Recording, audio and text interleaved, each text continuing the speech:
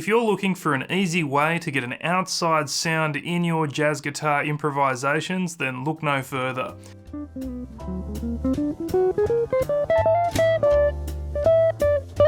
In this video tutorial, I'm going to show you how to use the whole tone scale over dominant chords.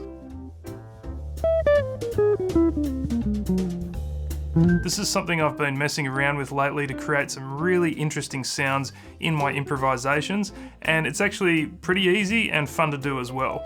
Okay, let's go to a close-up. To get started, I'm going to show you how this scale is laid out on the fretboard, because there's a bit of a trick to it and it's going to make it a lot easier to learn and to remember and to solo with.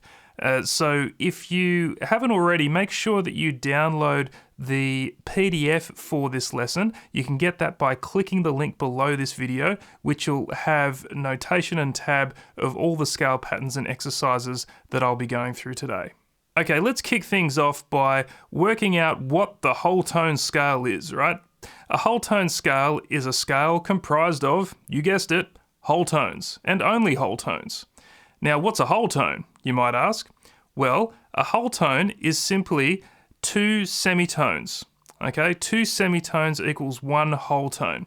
So on the guitar, a semitone is represented by each of the frets of the guitar.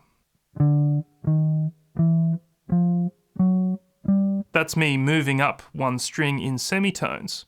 So moving up in whole tones basically means moving up by two semitones at a time, or two frets at a time. Let's try that. This is actually exercise 1 on the PDF, and we're just going to move up with our first finger on the 5th string, starting on the 5th fret, the D note there. We're going up in whole tones just to get the sound of the scale in our ears and to work out how it's laid out on the fretboard. Let's give it a go. 1, 2, 3, 4.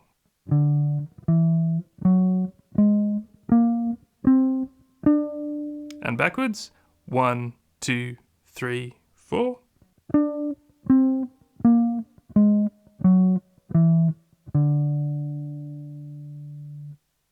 So there you go, you've just played a whole tone scale. Pretty straightforward. And this pattern, because of its symmetrical nature, where it just keeps repeating one tone after another, means it's actually pretty easy on a guitar fretboard to lay this out. Now, we've just gone up one string, but of course it's not very useful to only learn a scale that way on a single string. So with exercise 2 that's on the PDF, we're going to play this scale in a position. So this means basically staying in one fretboard area and playing across the strings, as you would typically do for any scale pattern. So let's do this by starting where we were before, with the first finger on the 5th fret of the 5th string, the D note, and let's play across the strings with this pattern. This is exercise 2 on your PDF. Okay, let's go a little bit slower this time. 1 and 2 and 3 and 4 and.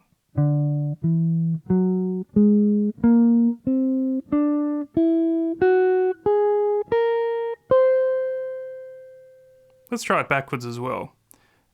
3 and 4 and.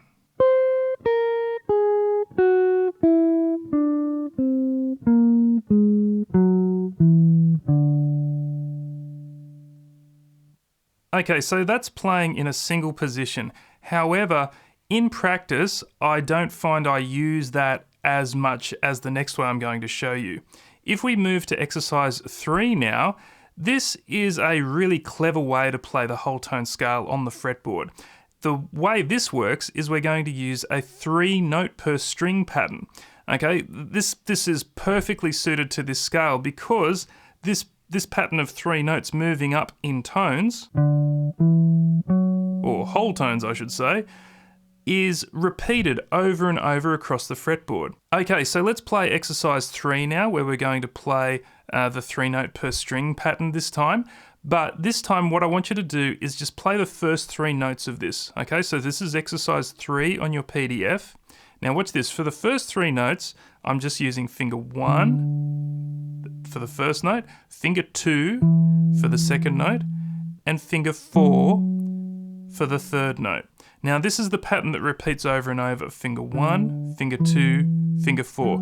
Now, I have pretty large hands, and so I find that pretty easy to reach without much stretching. However, if you have smaller hands, don't try to stretch out with your fingers. I find a better way to do it is to roll the hand back and forth as you play through. So to see how I'm sort of rotating from the wrist. And it means you don't have to actually stretch the fingers that much, and you'll still be able to get that range over that single string. So try not to strain and sort of stretch your fingers out with that one. Okay, so now let's play the full scale now, exercise 3, the 3 note per string I should say pattern, and make sure you look at the PDF to get all the fingering for this one. Okay, so I'll count you in. Let's just count 2 slow beats in. 3 and 4 and.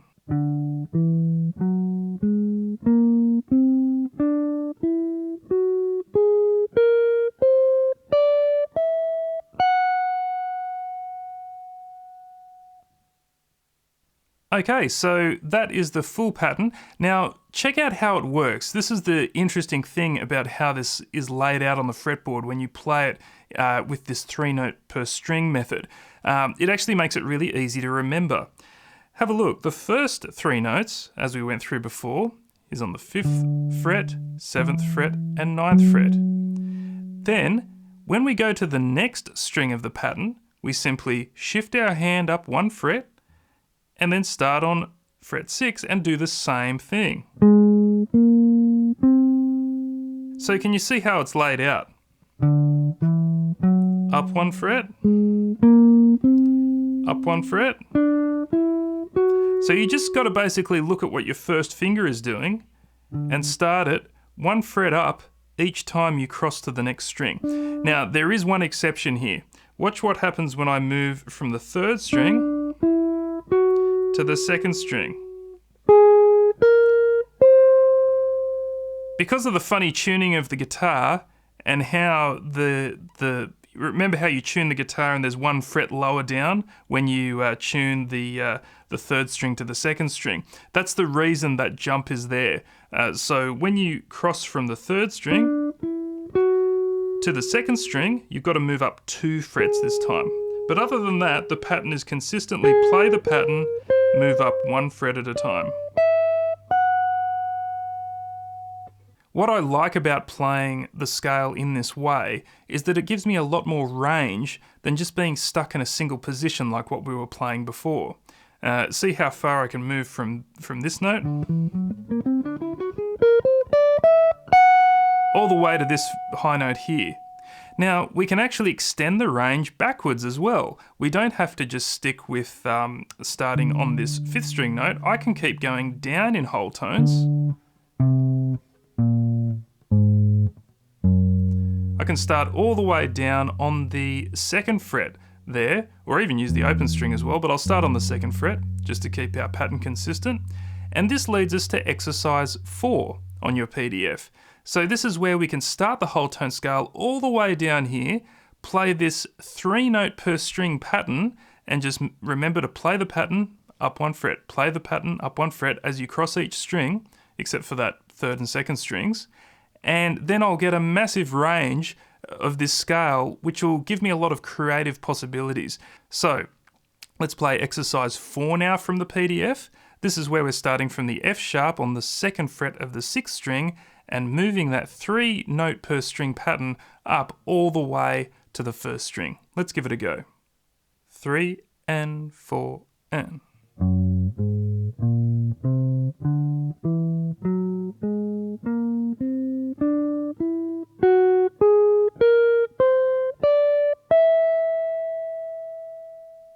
Okay, the exciting bit.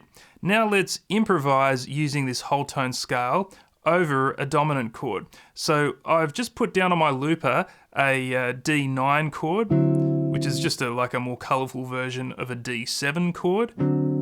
Now this is pretty easy for dominants because the name of the scale, like let's say I start the whole tone scale on D,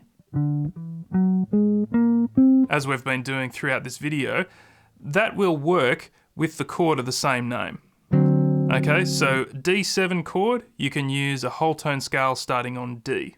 Okay, so to kick things off, I'm going to start by playing that kind of wide, expansive version that we did in exercise 4 with the starting on the F sharp, going all the way up to the high notes on the first string. Let's just play that up and down first to get a sense of what it feels like using the scale, and then I'll show you a bit of improvising after that. 2, 3, 4.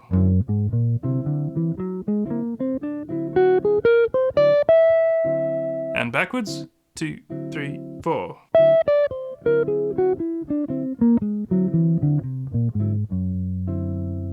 Now some improvisation.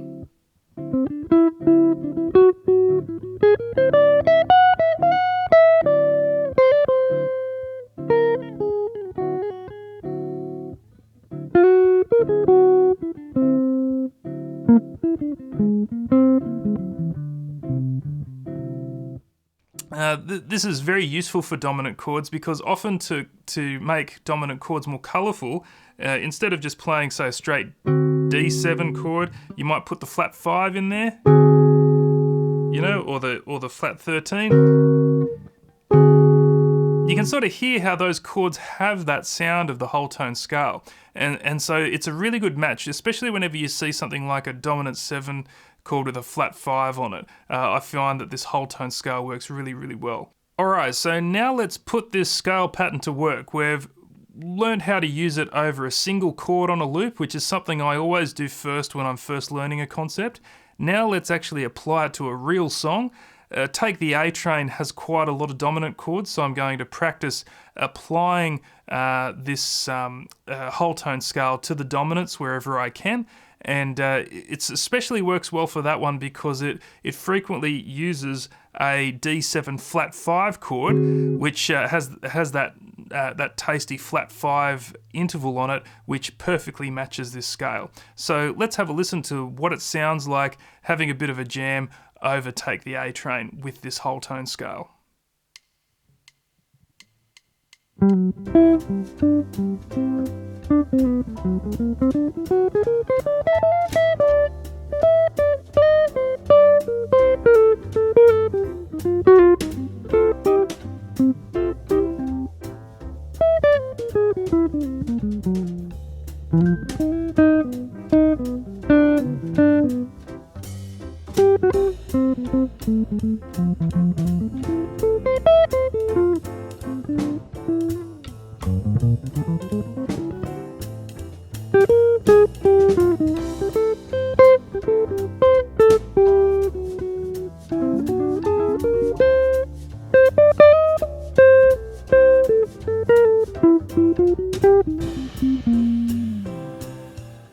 So there you have it, the whole tone scale and how to use it over dominant chords. What a fantastic scale and a pretty easy to remember pattern on the fretboard as well.